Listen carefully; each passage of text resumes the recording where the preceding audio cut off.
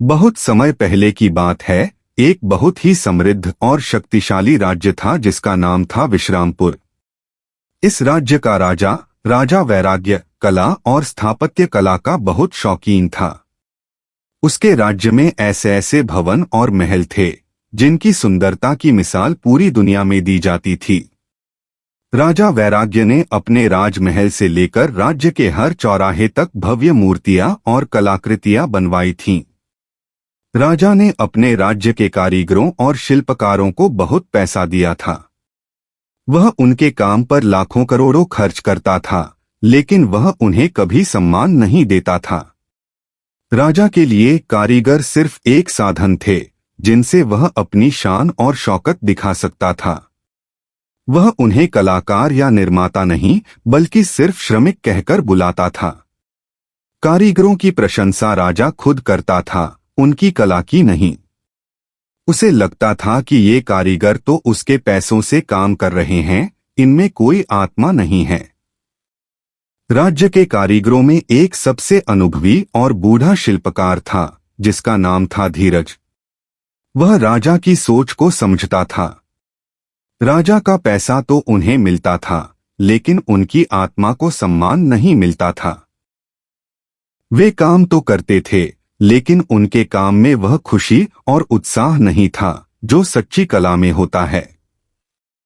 उनका बनाया हर महल बहुत सुंदर दिखता था, लेकिन उसमें एक खालीपन था। जैसे जैसे समय बीतता गया, यह खालीपन और भी गहरा होता गया। स्वर्गलोक में भगवान विश्वकर्मा, जो स्वयं इस ब्रह्मांड के वास्तुकार और सभी रचनाओं के जनक हैं, यह सब देख रहे थे। उन्होंने देखा कि धरती पर एक राजा अपनी शान के अहंकार में इतना डूब चुका है कि वह कला और कला बनाने वालों का अपमान कर रहा है। भगवान विश्वकर्मा ने सोचा कि राजा को एक सबक सिखाना जरूरी है। एक रात एक दिव्य दूत राजा के सपने में आया। दूत ने राजा से कहा, हे राजन, याद रखो, किसी भी राज्य की सच्ची समृद्धि धन से नहीं बल्कि उस काम से होती है जो लोग मन से करते हैं। जो व्यक्ति अपने काम और अपने औजार का सम्मान नहीं करता, उसकी समृद्धि ज्यादा दिनों तक नहीं रहती। राजा वैराग्य ने सपने को अनदेखा कर दिया। उसे लगा कि यह सिर्फ एक सपना था और कुछ नहीं। उसने अपनी शान शौकत और अपने पैसों पर घमंड करना जारी रखा। लेकिन जल्द ही उसे अपनी गलती का एहसास होने लगा। अगले ही दिन राज्य की वर्कशॉप में अजीब घटनाएं घटने लगीं। सबसे कुशल कारीगरों के औजार भी अचानक काम करना बंद कर रहे थे। जिस हथौड़े से पत्थर टूटता था वह भारी लगने लगा। जिस छेनी से लकड़ी पर डिजाइन बनती थी वह बार बार टूट रही थी। लोहे की मशीनें बिना किसी कारण के खराब होने लगीं। कारीगर परेशान होकर राजा के पास गए और कहा, महाराज, पता नहीं क्या हो रहा है, हमारे औजार हमारी बात नहीं मान रहे। ऐसा लगता है जैसे उनमें से जान निकल गई हो। राजा ने उनकी बात सुनकर उन्हें डांटा और कहा, यह सब तुम्हारी आलस्य है, तुम काम नहीं करना चाहते हो। राजा ने धीरज से भी कहा, धीरज, तुम इतने बूढ़े हो गए हो कि तुम्हारा दिमाग खराब हो गया है। जाओ और अपना काम करो, वरना मैं तुम्हें सजा दूंगा। राजा वैराग्य को अपने राज्य की बढ़ती हुई बदहाली देखकर बहुत गुस्सा आया। इसी बीच उसके पड़ोसी राज्य के राजा ने उसे एक प्रतियोगिता में भाग लेने के लिए आमंत्रित किया। यह प्रतियोगिता सबसे सुंदर और भव्य मंदिर बनाने की थी। राजा वैराग्य ने इस चुनौती को स्वीकार कर लिया, यह सोचकर कि वह अपनी कारीगरों की मदद से अपने पड़ोसी राजा को हरा देगा। प्रतियोगिता शुरू हुई। राजा वैराग्य ने अपने सबसे अच्छे कारीगरों को लगाया, लेकिन उनके औजार बार बार खराब हो रहे थे। उनका काम बहुत धीरे धीरे चल रहा था। वहीं पड़ोसी राज्य के कारीगर बहुत तेजी से काम कर रहे थे। उनके औजार उनकी बात मान रहे थे और हर तरफ से उनके काम की प्रशंसा हो रही थी। राजा वैराग्य यह सब देखकर आग बबूला हो गया। वह चिल्लाने लगा, तुम सब बेकार हो। मेरे पास सबसे ज्यादा पैसे हैं, फिर भी तुम लोग यह मंदिर नहीं बना पा रहे हो। वह अपनी हार को अपनी आंखों से देख रहा था।